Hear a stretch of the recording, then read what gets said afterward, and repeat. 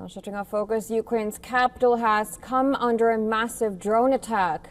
Kyiv's mayor, through a social media post, urged residents to stay in shelters as he informed of the continuing attacks. Local officials say Russian strikes also hit maternity and medical facilities in the Ukrainian port city of Odessa overnight, killing one. Now, things remain tense on the battlefield. Russia has carried out its largest transfer of military equipment from occupied Crimea and Kherson regions. Now, this is towards Sumy. Now, according to the advisor to the exiled mayor of Mariupol, he made the claim on Telegram, sharing a video showing a convoy of military vehicles. The convoy included over 10 self-propelled artillery units, 1 air defense system, and more than 40 trucks carrying ammunition and personnel.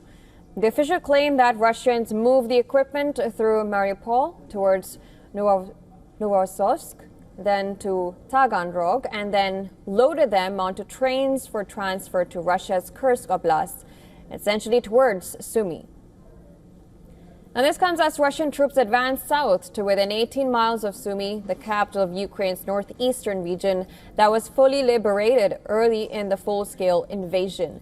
The Institute for the Study of War, ISW, and independent observers have confirmed the advance. Now, to help Kyiv put a tough fight against Russia, Israel has supplied Ukraine with Patriot air defense systems. Israeli ambassador to Ukraine, Michael Brodsky, confirmed the news in an interview with a YouTube channel.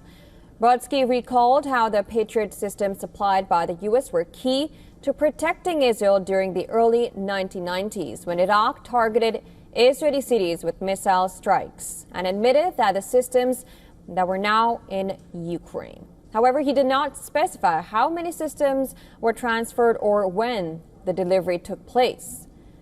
Now, amid the tensions, Ukrainian President Volodymyr Zelensky has confirmed that the exchange of prisoners of war between Ukraine and Russia has begun.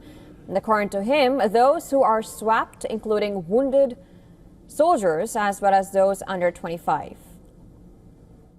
The exchange process is expected to take place over multiple days. The details of the process are quite sensitive, so for now, there is less information than usual. Neither side said how many prisoners have been swapped, but the Russian Defense Ministry said in its own statement that the same number of military personnel had been exchanged on each side. Hello, Mom, привет. Hey, hello, Mom. Hello, son. Hello, honey. Everything is okay, Mom. Don't cry. I've told you everything will be all right. Всё хорошо, мам, не плачь. Relatives gathered to welcome the released prisoners of war's and emotional homecoming scenes. Among those freed on the Ukrainian side is a 23-year-old soldier, Valery Pokrovsky, who spent over 3 years in Russian captivity. While he returns to Ukraine with no relatives to greet him, as his family remains in occupied Zaporizhzhia.